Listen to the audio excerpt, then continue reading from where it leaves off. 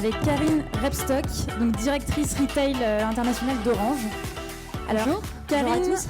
était avec nous à la NRF. Ouais. Donc on a vu pas mal de choses ensemble. Aujourd'hui, tu viens nous parler de ta stratégie de développement sur le retail. Et notamment à travers un nouveau concept que tu as lancé il y a quelques mois, le Smart Store, qu'on peut voir à Opéra, sur 2000 mètres carrés. Avant de nous expliquer ce qu'on peut retrouver dans ce Smart Store, de quel constat tu es parti pour te dire ok, il faut révolutionner le point de vente, il faut qu'on innove, il faut qu'on change presque de tout au tout notre conception du point de vente? Alors en fait, Smart Store, c'est un projet qui s'intègre complètement dans le nouveau plan stratégique d'Orange qu'on a lancé en 2014, qui vise à reprendre le leadership en termes d'expérience client. Il s'appuie sur 5 piliers que vous voyez là. Nous, on s'inscrit vraiment dans le pilier violet, qui est celui de réinventer la relation client. On a plus de 4000 points de vente à travers le monde. On est présent dans 33 pays. Il y en a une vingtaine sur lesquels on a vraiment un réseau sur lesquels on peut travailler. Et malgré ces nombreuses boutiques, nous n'avions pas de concept homogène. Je dirais pas de concept unique, vous verrez pourquoi. On n'avait pas de concept homogène. Tout le monde déployait son propre concept, certains s'inspirant de celui qu'on avait ouvert en 2005 en France.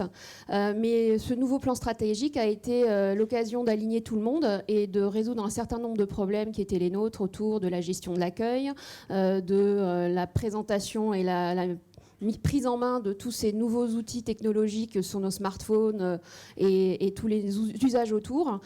Et puis aussi, face à l'arrivée du digital, de la transformation majeure que ça amène au sein de nos boutiques, qu'est-ce que ça pouvait faire? Chaque pays faisait un petit peu sa révolution dans son coin. Donc là, on a pu s'aligner. On a fait des études à travers toute l'Europe et l'Afrique. On a collecté les informations de nos clients, de nos non-clients, partout sur la géographie. On a travaillé avec nos vendeurs.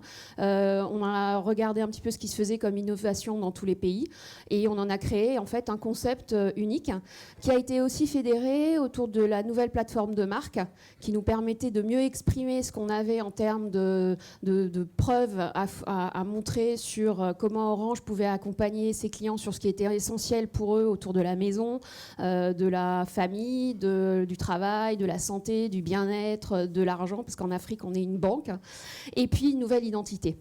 Et un dernier point fédérateur, c'est que tout ça s'est traduit à travers une formation pour tous les frontliners qui s'appelle Orange in Touch.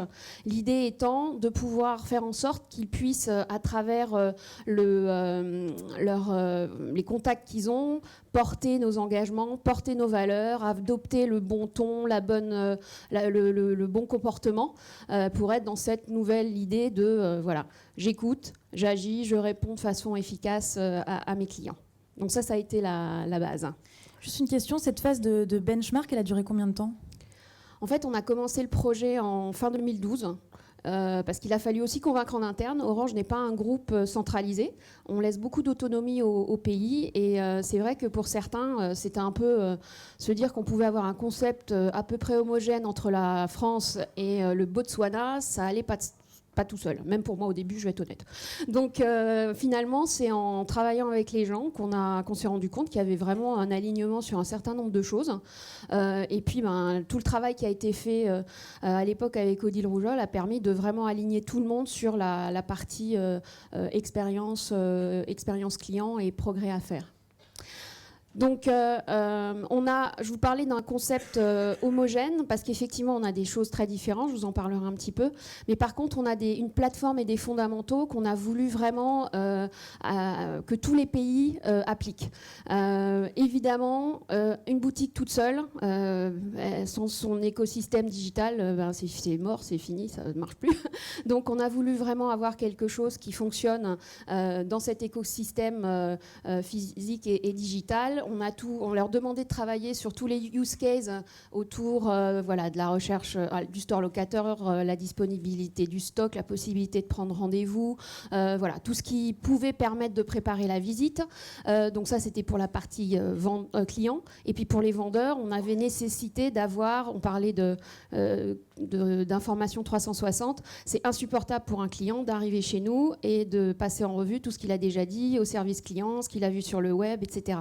Donc vraiment la possibilité d'avoir une vision 360 de nos clients, de savoir quelles avaient été les interactions auparavant et de pouvoir vraiment capitaliser sur toute l'information qu'on avait captée en amont pour être plus pertinent. Un gros focus sur l'accueil et la personnalisation. Je pense que vous avez tous attendu dans une boutique Orange. Je ne dis pas que c'est plus merveilleux maintenant, mais on a fait beaucoup de travail pour pouvoir simplifier, déjà avoir cette personnalisation de l'accueil. Donc vous êtes accueilli par une personne chaque fois que vous rentrez dans une boutique Orange qui est équipée d'une tablette, qui vous reconnaît et qui permet de vous orienter dans la boutique puisqu'on a mis en œuvre un certain nombre de parcours différenciés. Il y a des parcours courts, il y a des parcours longs, il y a des parcours services. Vous pouvez rentrer pour juste découvrir. Donc l'idée, c'est d'avoir ce guide par lequel vous passez ou vous revenez après, mais en tout cas qui permet d'accueillir et de personnaliser et de vous orienter. Tout ça s'appuie sur des équipes qu'on a voulu vraiment former, outiller pour qu'ils soient le plus pertinents possible. C'est un gros enjeu et je reviendrai dessus. Pour moi, une boutique de service sans une équipe à la hauteur, elle peut être la plus belle du monde, ça ne marche pas. Donc un gros travail d'investissement sur les équipes. Le tout dans un univers qu'on voulait plutôt convivial et immersif. Il était hors de question de faire une Xème boutique très techno, très bleue, très froide, etc. pour montrer qu'on était moderne. Donc on a vraiment travaillé plutôt sur cette atmosphère fil-atome, cosy, pour qu'on se sente bien, que les gens n'aient pas peur, qu'ils puissent se déambuler, découvrir. Et ça, c'est vrai que on a un retour très positif là-dessus. Le tout n'étant pas un showroom. Même si Opéra est une des plus grandes boutiques de télécom au monde, ce n'est pas qu'un showroom. Bien sûr qu'on veut montrer et qu'on est sur un marché où il y a peu de gens qui viennent nous dire « Tiens, ce matin, je me suis dit je pourrais acheter un objet connecté qui me permet de savoir si ma plante est arrosée. » Ça arrive assez peu souvent. Donc l'idée, c'est plutôt de présenter plein de produits, mais de pouvoir derrière être sûr qu'en termes de satisfaction client, satisfaction vendeur, vente de nos offres à valeur autour de la fibre, de la 4G, le développement des accessoires, des objets connectés, tous ces KPI sont suivis, sont monitorés pour pouvoir répondre à des enjeux business forts chez nous. Et le tout saupoudré par du service. Donc partout, on a développé des ateliers avec des fonctionnalités différentes. Ça va jusqu'à la réparation du mobile. En tout cas, vous avez un problème, vous ne savez pas comment ça marche. Vous allez trouver quelqu'un qui va pouvoir vous répondre à vos besoins et vous dépanner. Alors ça, c'est une plateforme et en fait, chaque pays après se l'approprie et on travaille avec eux en fonction de la maturité du pays et en fonction de leurs ambitions locales pour pouvoir justement innover et apporter des nouvelles solutions. Alors, je crois que c'est le film. Oui, tout à fait. Je vais vous proposer une petite virée à l'Opéra. Donc, c'est la boutique qu'on a ouverte au mois de novembre. La France a fait un travail exceptionnel. On a titiller les pays entre eux. Donc c'est plus de 1000 m² commerciaux, 2000 m², 150 personnes avec des nouveaux métiers. C'est en face de l'Apple Store, on n'a pas eu peur. Donc vous êtes accueillis par des conseillers, on a changé les fiches de poste, on a des merchandisers, on a des coachs, on a des logisticiens qui sont là pour vous répondre. Sur 4 niveaux, au rez-de-chaussée, on a quelque chose de très marchand, plutôt centré sur le mobile et les actes rapides, avec énormément d'accessoires et d'objets connectés. On a des innovations qu'on trouve nulle part ailleurs. Il y a des drones. Il y a un espace de personnalisation. On en parlait tout à l'heure chez Converse. Donc vous pouvez faire des coques sur mesure et avec des photos ou des artistes. On a des passes pour nos partenaires, Apple, Samsung et plein d'autres.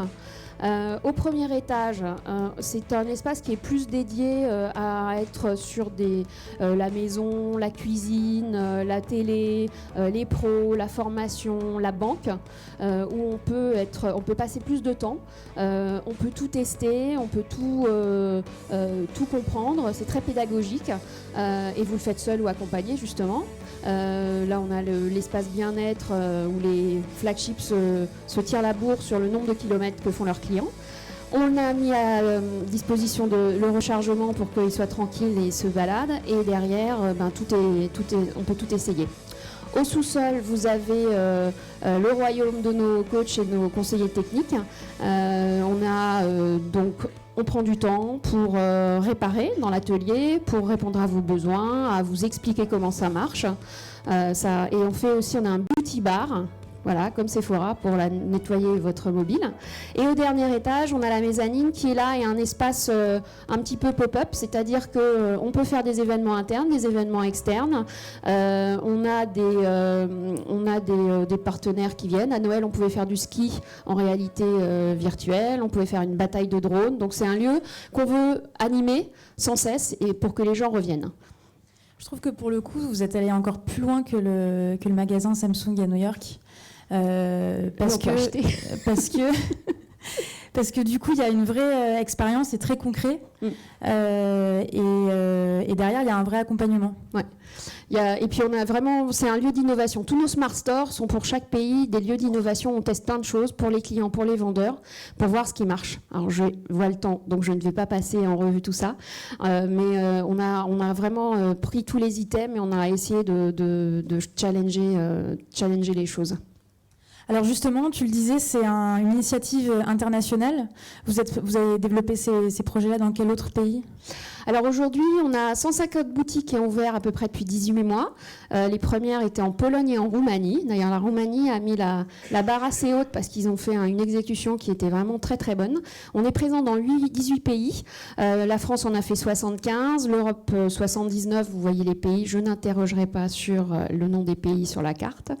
Et en Afrique, on est en train de déployer 13 pays avec des logiques différentes. En Europe, alors la France, on ne paye pas sa facture en boutique, donc on a une stratégie de digitaliser de plus en plus et puis d'avoir des boutiques qui sont plus pour la fibre, les actes à valeur. En Europe, on vient payer ses factures, on vient payer ses factures d'énergie aussi, donc il y a beaucoup de flux. Et en Afrique, c'est encore pire puisqu'on ne vient non seulement payer ses factures, mais ce sont des banques, donc on vient déposer de l'argent, retirer de l'argent. On a parfois 1000 personnes qui viennent par jour dans 40 mètres carrés. Du coup, par rapport à cette expérience qui est intéressante, parce qu'il y a aussi donc des différences culturelles, comme tu le disais, quels sont un peu les incontournables ou les conseils qu'on peut retenir de ce déploiement ? Alors, comme c'est un projet qui est assez impliquant pour la filiale, on veut toujours avoir le go du patron de la filiale, parce que derrière, c'est un projet transverse qui touche toutes les équipes. Donc, si c'est hébergé qu'à la direction commerciale ou à la direction du réseau, généralement, ça marche pas. Il faut avoir un chef de projet local. Je vous dis des choses très pragmatiques, mais voilà. On donne du sens, donner beaucoup de sens, expliquer, parce que c'est des vrais changements pour certains. En Afrique, on vend pratiquement pas de mobile et pratiquement pas d'accessoires. C'est un enjeu pour nous de le développer, donc il faut l'expliquer. Et puis, il faut être à la fois assis sur ses fondamentaux, mais être très proche des équipes pour pouvoir l'adapter et en faire un outil au service des clients et des vendeurs.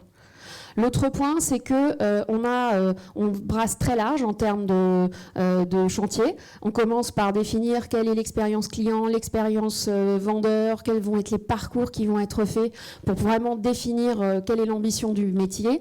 Regarder ce qui est en fonction de la maturité du pays, quelle va être leur ambition en termes d'omnicanal, quelles vont être les preuves qu'on va mettre dans chaque espace pour montrer comment Orange peut accompagner sur les essentiels, quelle est notre politique sur les pros, les VIP, les services, un gros focus sur les hommes, la supply chain. Donc voilà, c'est l'ensemble des chantiers qu'on va brasser. Et pour chacun d'eux, on va vraiment être dans l'accompagnement et dans le spécifique des pays.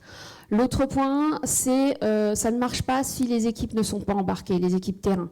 On a vraiment une réflexion de fond sur les métiers, les compétences, les profils.